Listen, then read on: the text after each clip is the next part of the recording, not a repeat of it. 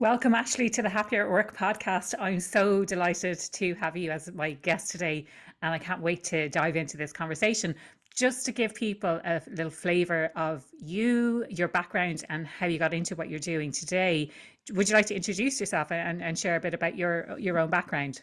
Absolutely. Thank you so much for having me. I'm Ashlie Collins, CEO and founder of Humane Startup. A little bit of information on how I got here. I've been in the revenue generation and founding team business for well over 15 years now, working for a mix of large corporations and then obviously founding technology startups in the HR tech and recruitment advertising space. And the work I do now really stems from my personal experience, having founded and exited companies, having navigated sales leadership and rev gen positions as a woman in large organizations. It took a toll on my mental health. And I witnessed those that I cared about, the friends that I founded organizations with, experience their own challenges physically and mentally along the way. And that spurred me to become certified in the psychotherapy and acceptance and commitment therapy, which is a form of psychotherapy. And I really wanted to merge these two parts of myself. And that's really what Humane Startup is. We're a coaching and training organization that works predominantly with founders and leaders, and also the sales teams that power their organizations. And it's been a wild ride, and I am having a ton of fun. Brilliant. And I noticed your use of the word coaching rather than like I would have expected a psychotherapy or something. Would that be to say that you kind of focus more on the future rather than looking into people's past, or how does that work? Well, a little bit of both. I made a conscious decision not to set up a therapy practice because I just don't feel like that would provide me with the outlet to address the strategic business challenges. Yeah. I wanted to responsibly label the work that I do, which is a combination of business and strategic work, but then also digging into that personal. And I think when you're doing that, you can't run away from your past. It is Yeah. foundational. Yeah. And I've one of my favorite expressions kicking around at the moment is, bring your whole self to work. And the truth is, we already do that. Yeah. And a lot of that self sits in our subconscious, is affected by what's happened in the past. And it's really hard to unlock yourself and move into that next level of productivity, performance, and success until you've dealt with that and you're really Mm. in a situation to forge healthy relationships in your work and personal life. And so I've kept that coaching designation. Yeah. Obviously, I feel like it's the responsible thing to do, but I absolutely bring therapeutic training and practices into the methods that we use. Yeah, it's brilliant. No, I love that. I mean, I have loads of questions just based on what you said now, but I suppose maybe a place to start is a discussion around this idea of bringing your whole self to work. And I've never heard anyone else say that we were already doing that, but I totally get where you're coming from the perspective that we're already showing up as we are in an authentic way most of the time, that we're not kind of covering ourselves, but it's that it is the fact that we're coming with warts and all, and how do we address those warts that we have essentially. Yeah, absolutely. And look, I'm certainly not above this. Like I said, a huge part of why I decided to get into this line of work was to better understand myself Yeah. and to cultivate healthier relationships. I was catching myself particularly under high stress situations when we were exiting the company, that the first one that we built. When had just relocated my family and to England from the US and was promoted into a sales director position here. That's when like I use the word like flare ups. I would catch myself like doing things that were really out of alignment with Yeah. the person that I wanted to Yeah. be. And 100% it impacted my performance. And in some cases, it costed relationships, like pivotal relationships that could have been very beneficial to my future, professionally. And that's not even getting into, some of the cleanup I had to do in my personal life because my decision making just wasn't solid Yeah. across the board on account of how I was reacting to those stressors. Okay. Yeah. I Yeah. mean, are you comfortable sharing what those kind of things that were coming up? I was going to ask more of a general question around what are the big issues that you see in business. So, if you prefer to answer generally, that's absolutely fine. But I mean, if you're open to sharing like what those triggers or what those things that were driving the flare ups or what those flare ups were, I'd be really interested to hear that. Yeah, I think what a lot of it, as I caught that I was hypersensitive to being what I perceived as being judged for being a woman. Like I was taking other people's stuff Yeah. personally a lot. Okay. I wasn't Yeah. separating their stuff from my stuff Yeah. and then showing them compassion as human beings, when they weren't in control of their situation. I was taking that on, making it mine, and then raging about it. And I Yeah. think, we're starting to hear a lot more terms like things like quiet quitting. Definitely done that a Yeah. couple of times, because it was easier to just shut down or quit my job because I knew that I was highly employable and I had, tremendous, it was way easier to just like run away from the problem than it was to sit down and maybe have a tough conversation with Oh, yeah. somebody Yeah. that I was frustrated with, and maybe reestablish some healthy boundaries for myself. And each time I did that, I do believe that everything in life happens for a reason. And there were powerful lessons for me to learn from each one of these experiences. Um, but it did set me back in terms of achieving my financial goals, my career achievement goals. Each time I did the easy thing by powering up my defense mechanisms, putting my armor on, and just avoiding how I was feeling, the tough conversations. So as much as I would have loved to have been like, I'll show them, which was really where I was coming from at the time because I was wounded. It ended up being me that got stuck with the with the consequences of that. I mean, it's so important. I think people who are listening today, I certainly recognize some of that stuff, stuff we all have it.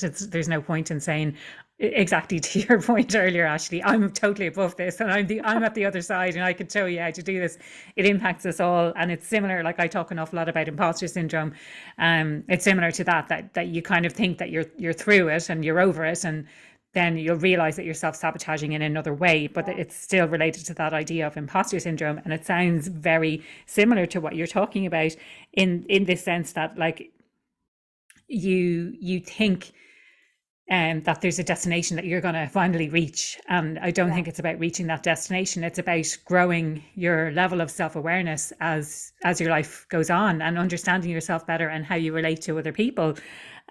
And this, just the phrase that sort of stood out for me was this whole thing of I'll show them, which, I can certainly relate to that. I'm sure a lot of people who are listening today, maybe we all think that at some point. If you feel that you've been wronged by someone in some way, or that you've been, certainly if you felt that someone has underestimated you in some way, if they haven't given you a chance that you felt you should have had a chance, and you'd be like, oh, I'm going to show them, and then the detrimental impact that has on us. Yeah, absolutely. And it's really interesting to me that you bring up sort of earmarking this achievement, this goal that's going to like unlock and fix everything for Yeah. you. Because in my experience, it's quite the opposite. And this is one of the phenomena that I'm now working with, particularly founders on overcoming, because there's there's something called the gold medal syndrome that we see in athletes. And Oh, could I so have one of those, please? right, right. But Yeah, I could totally relate. it's it's Gold really medal it's syndrome, love it. but it's interesting because you peg your whole life's purpose around this one goal.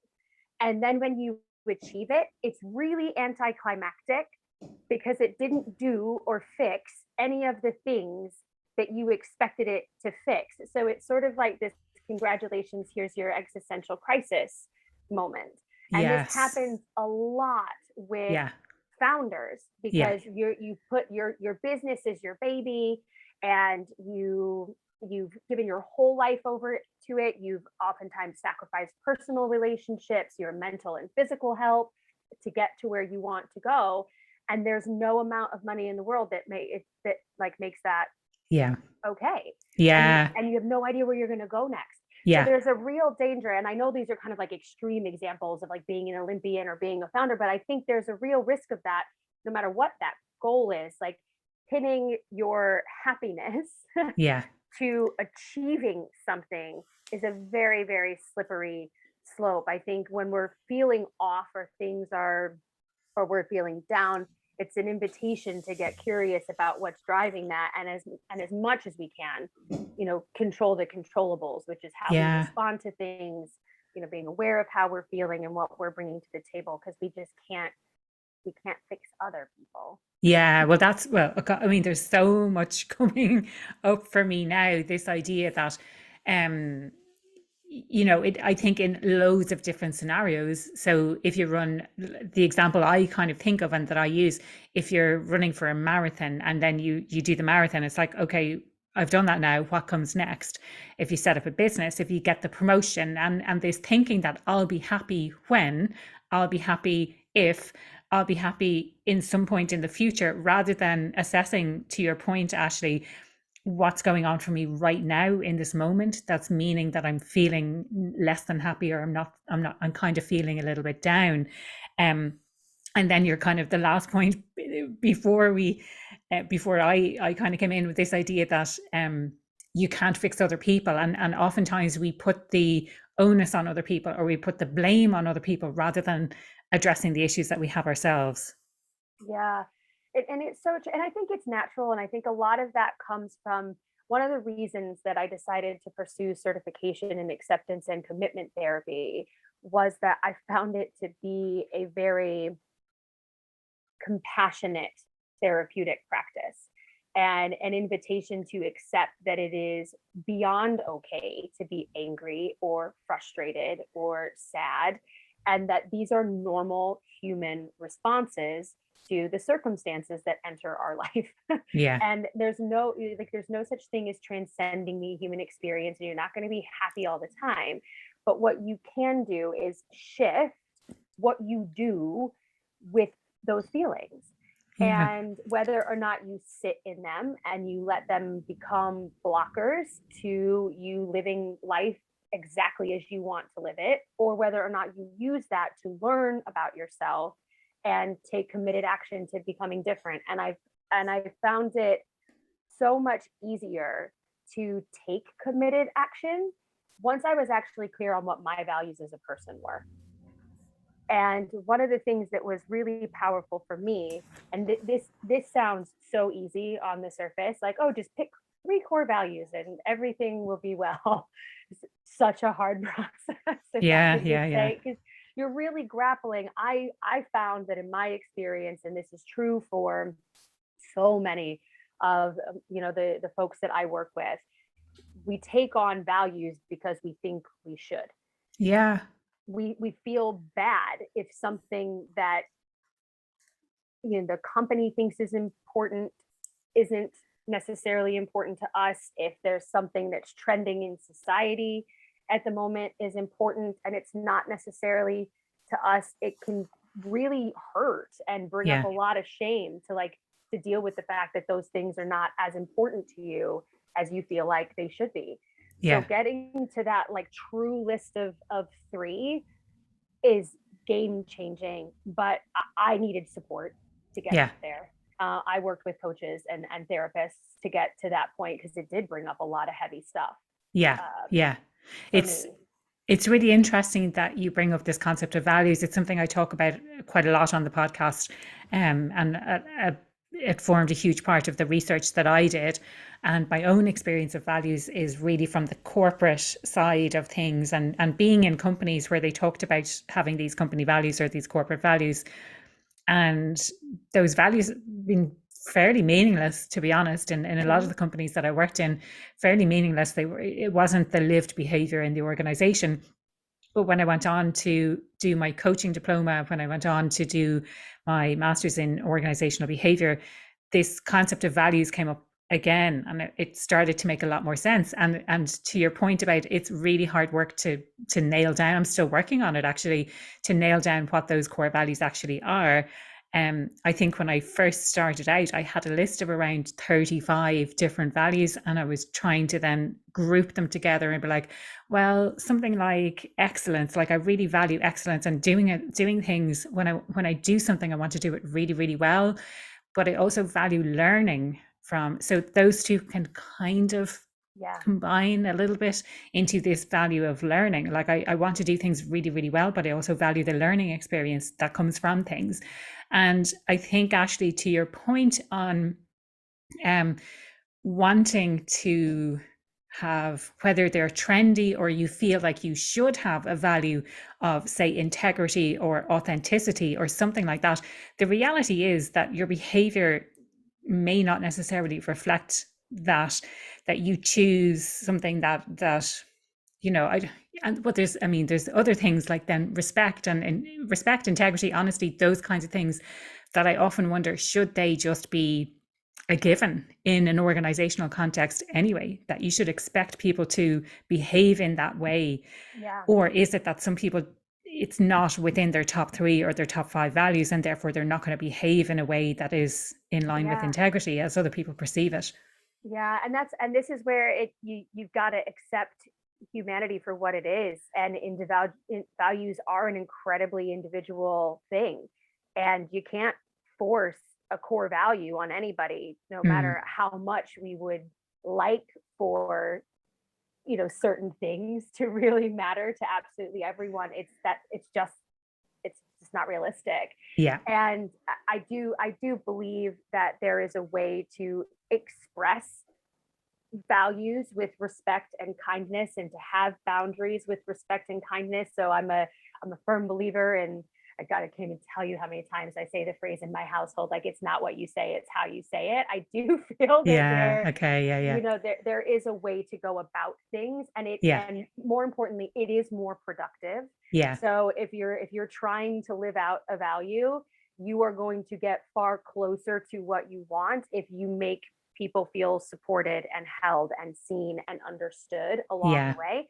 So I think that's just kind of like acting in service of your own best interest, Yeah, to yeah, be yeah. quite But to that's be quite candid. But yeah, it's a really valuable point, I think, as well. And I think when it comes to values, like, it's not as if we're going around all day, every day, being really aware of what our values are. But I think what comes up is when you're behaving in a way that's not in line with the values that you have, or the top values that you have, you can really feel it. So I yes, know, like, I'm not sure if kindness would necessarily be one of my top values, but I do like to treat people in a kind way. But if someone annoys me, they might find that they're at they're the wrong getting end of somebody that different. kindness spectrum, let's say, and they're receiving something that's less than kind, or whether, I'm having a bad day, or that they've just rubbed me up the wrong way, or a few people have done something similar, and it's like, okay, this last person is going to bear the brunt of my retaliation on whatever's going on. Yeah.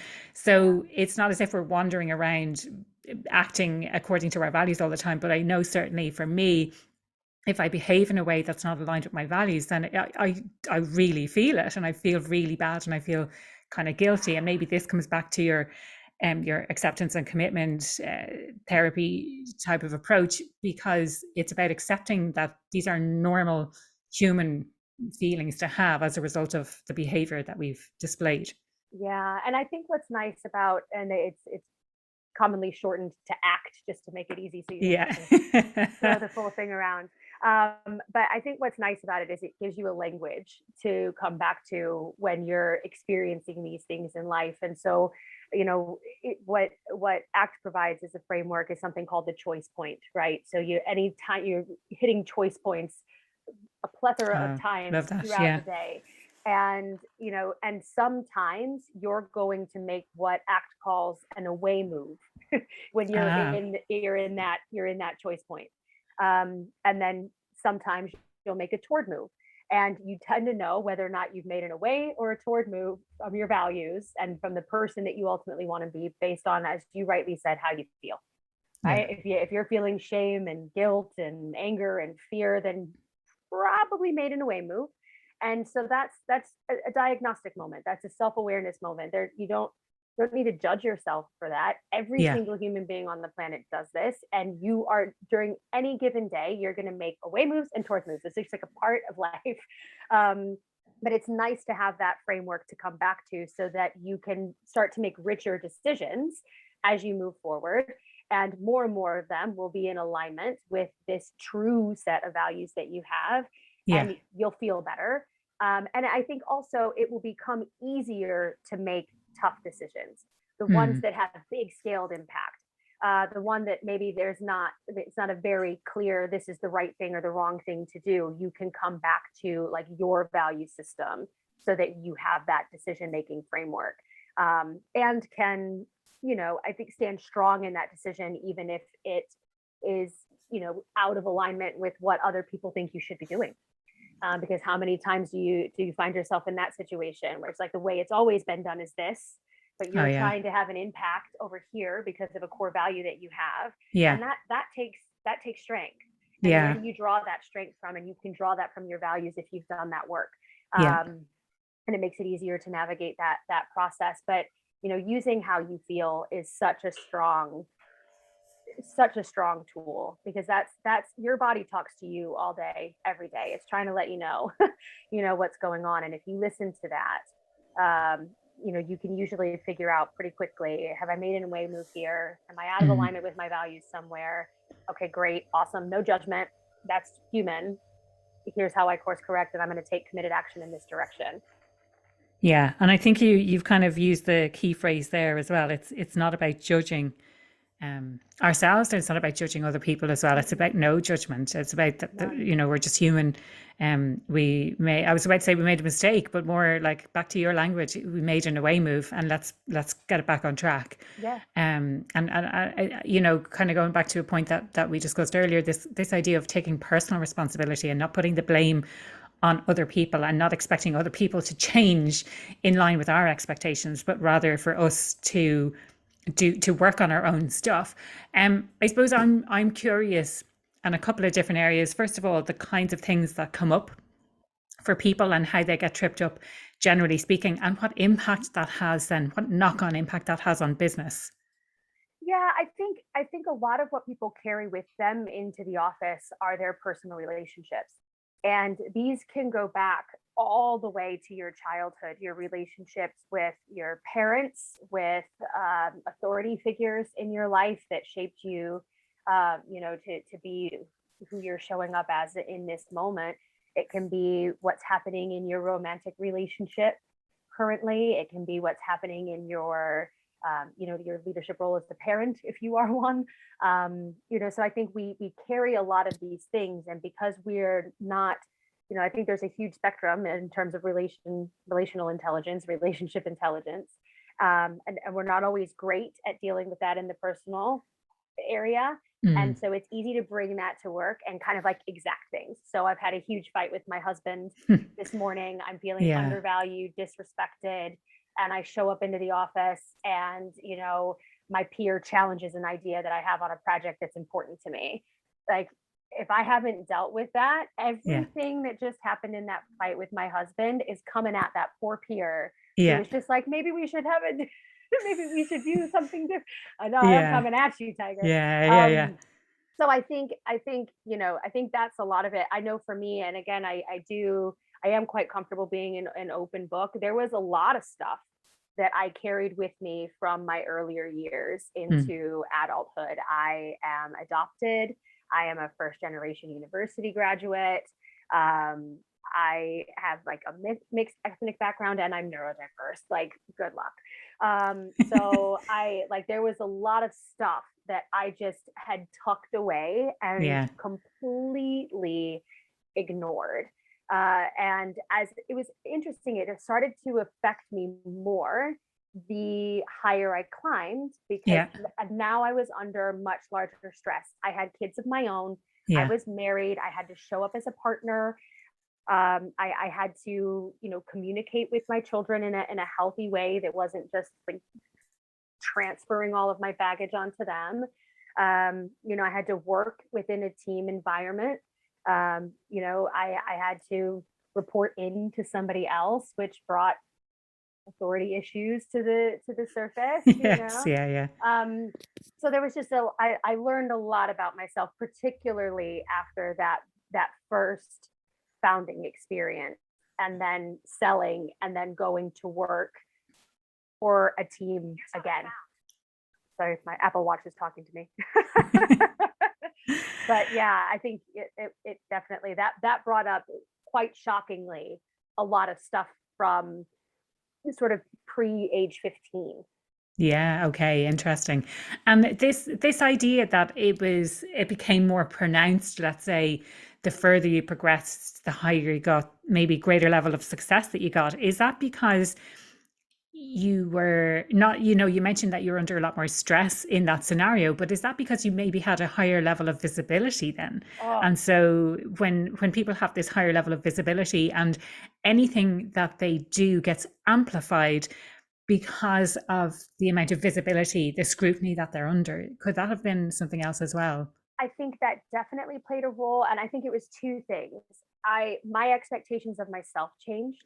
Okay. So I think a lot of that pressure was self-inflicted. In the early days of my career, I was an underdog. So every time I achieved something, it was like a surprise. I was one of the youngest on the team. Like, so there were a lot of factors there, and so that I was in awe of everything that was happening in the Yeah. early part of my career. And then I achieved those things, and I was like, oh man, well, I've just got to keep being like, not even good. Like, I need to be extraordinary at Yeah. all the things at all times. And like, I did I did that. I blamed a lot of other people for how I got to that point mentally, but that was me Yeah. having not dealt with the fact that I didn't feel good enough because of all these things that were Yeah. completely out of my control. And then I think you add to that now I'm processing all of this, like, in front of everybody. So when it goes wrong, it goes really wrong. Yeah. Yeah. Yeah. When Yeah. it goes wrong, it goes wrong. Yeah. Um, Brilliant. The other question I had, so we kind of touched on this idea of the impact that it can have on an individual, the level of stress that you're holding yourself back in some way, that maybe you're not as successful as you could be, you're not reaching your potential, you're not making as much money as you could. But what is the impact on business then, from a business perspective? Yeah, it was really interesting. And I've got a soft spot in my heart for anybody who's in any type of revenue generation position, because a huge portion of my career, was as an individual contributor in sales. And it's fascinating because one of the first places that this showed up for me was in prospecting. So you Okay. could always tell if there was something going on with me. And I've seen this play out with every, I know what to look for, and I can see it and coach through it. But it's, yet when you're not feeling all right, it is so much harder to reach out to other Ah, people. And because as a salesperson, you're a part of that value, aren't you? It's your expertise and your experience and your problem solving and solutioning capabilities that make you stand out from every other sales individual. And so there can become some really strong mental blocks when it comes to pipeline development. So that was one area, just very practically, that I see this play out, that can have a real impact on bottom lines. And then I think, no matter what position you're in, it is just, it's just harder to organize your time, to reach your full capacity within any given task, to prioritize tasks if you feel in conflict all the time internally. So I would say task delivery, project delivery, hitting deadlines on time, yeah. showing up for calls. That's another one, that I've even seen, is just the number of meetings canceled. Okay, backed out interesting. of, Yeah. because Yeah. you're not really feeling it. You just don't have the energy to Yeah. show up and hold space for somebody else in that Yes. moment because Yeah. you're off. Yeah. This is it. And I have absolutely no doubt that it can impact then on interpersonal relationships, which is a really key part, I think, of business as well. That if you kind of going back to your earlier example, Ashley, where if you had a fight with your husband and you're showing up in a way and that someone you perceive that someone's sort of attacking your idea and you retaliate in some way, that like that's going to definitely have an impact because it's visible in front of everyone as well if it's in that kind of team meeting scenario. Yeah, no, absolutely. And I think you hit the nail on the head. Everything is relationships. Yeah. Business, I mean, you've got your internal relationships that you're managing, you have external relationships that you're managing, you have your personal relationships that you're managing, your relationship with yourself that you're managing. And if you don't have the tools in your toolkit, because no one's ever taken the time to give them to you, Yeah.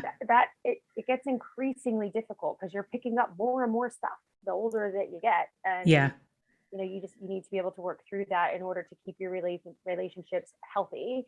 And I think for you to set an example, I think when we talk about like the power to influence others to change in a meaningful way, I know it sounds so cheesy, but like we have to be that change. People Yeah. do what you do, not what you say.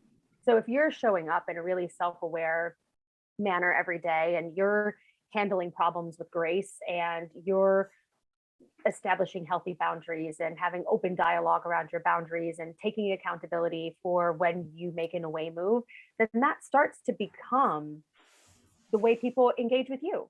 Yeah. And then they'll like the way that feels. And Yeah. then they'll go engage with others that way.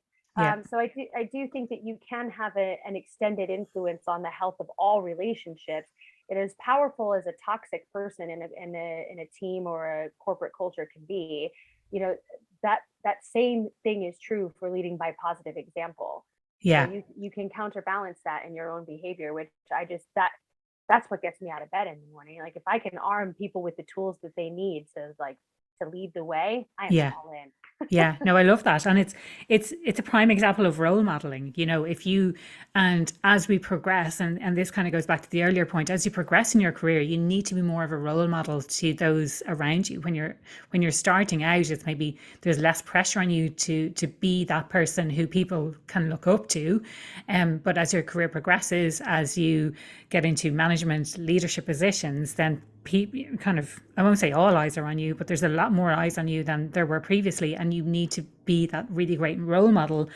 Another important point that you brought up is this idea of self-awareness, and we touched on it before we started recording, and it relates back to the last interview-based podcast episode, which was out a couple of weeks ago, in relation to this idea of bringing your whole self to work, but being, you have to have that level of self-awareness of how you're showing up as well. And one of the points that I made as a synopsis on that podcast episode was this idea that we all think that we're much more self-aware than what we actually are. I think, and I'm guilty of this as the next person. You kind of feel like, oh, well, I'm so much more self-aware than other people around me. And I think we all do that. We all probably think that we are above average. And if everyone thinks they're above average, then, there's something, there's something wrong there. Yeah.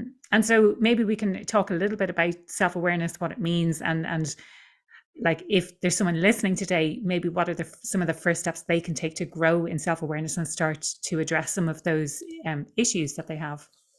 Yeah, I think the critical first step is just realizing that you are just as human as everybody else. Yeah. and getting comfortable with that fact, accepting that fact. We are all neither special or unspecial. We are all just humans out there doing our thing.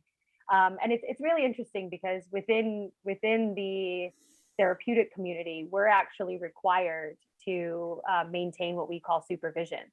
Yeah. Because even the most highly trained of us, you still have to work on your own stuff. Oh my God. And then we're throwing ourselves into an environment where we are going to be knowingly triggered. Yes, of course. Constantly. Yeah. By our clients. And so we have to go see somebody to work through the stuff that our work brings up in us.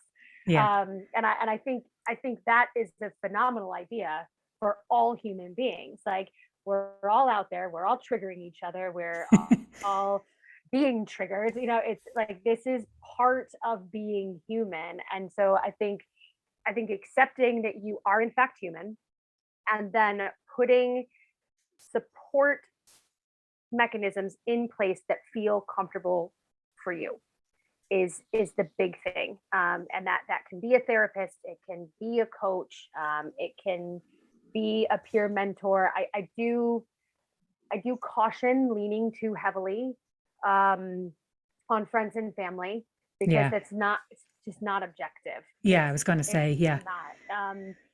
There's So the relationship element to that as well, isn't it? And that, if I think of even talking to friends and family about someone else or about some other issue that you're having, but it could be that they know those people as well, and therefore it's definitely not objective. And it's them being your friend or your family, you would hope that they will take your side, and that also means that it's a little bit blurry, and maybe they'll tell you what you want to hear rather than what you really need to hear. Or it damages their perception of a relationship that you intend to keep intact. Like, let's say sometimes you just need space to process the ugly. Like, you need to be the opposite of who you actually want to be in a safe environment, so that you can work through that and show up as who you want to be in real life.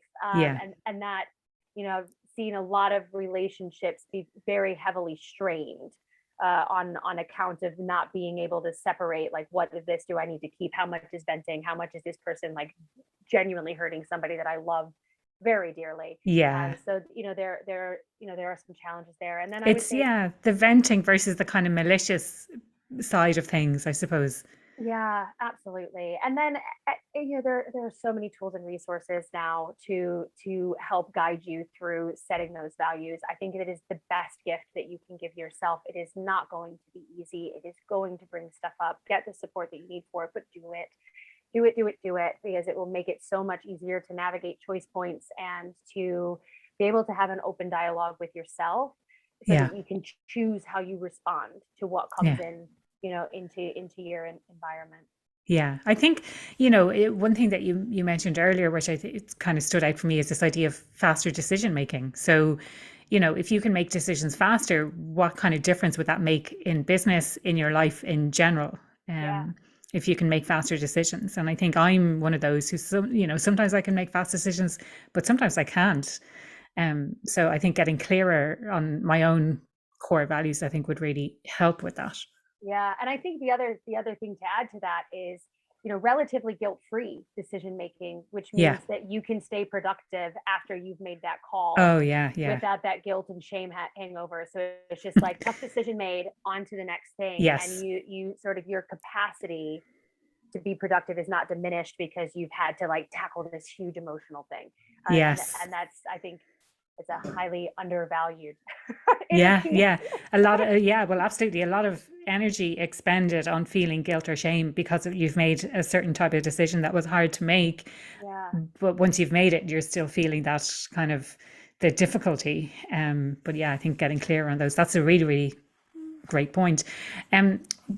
Conscious of time here, and one of the questions that I ask for everyone who comes on the podcast is, what does being happier at work mean to you? Being happier at work for me means having healthy relationships. Being able to come in and to engage with my team and my peers and feel good about those interactions, even when we're solving tough challenges, or even when there are tough things going on for the business. I like to have my inner peace intact as I move through that, and it feels really darn good to help other people get theirs too. Yes. And that makes you happy. Love it. Yes, it does. So that's what being happier at work is for me. I like for people to feel safe.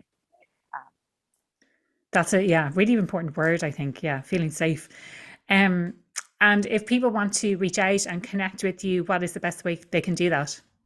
You can follow me on any of your preferred social channels. The organization name is Humane Startup, so kept it simple. That's all of the those are all of our handles. Also visit www.humanestartup.com. And if you are intrigued by the opportunity to define your core values and are looking for support on that process, we do have the Startup Therapy app that is available for download on the Apple and Google Play stores.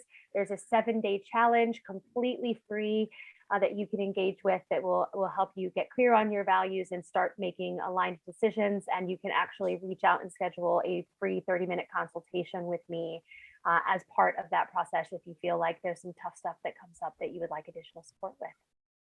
Brilliant. Love that. Thank you so much for your time today, Ashlie. I really, really enjoyed this conversation. And I have a feeling we'll be talking again, about one or two of these topics that has come up. And we dive in a little bit deeper into that. So really, really appreciate your time today. Thank you so much.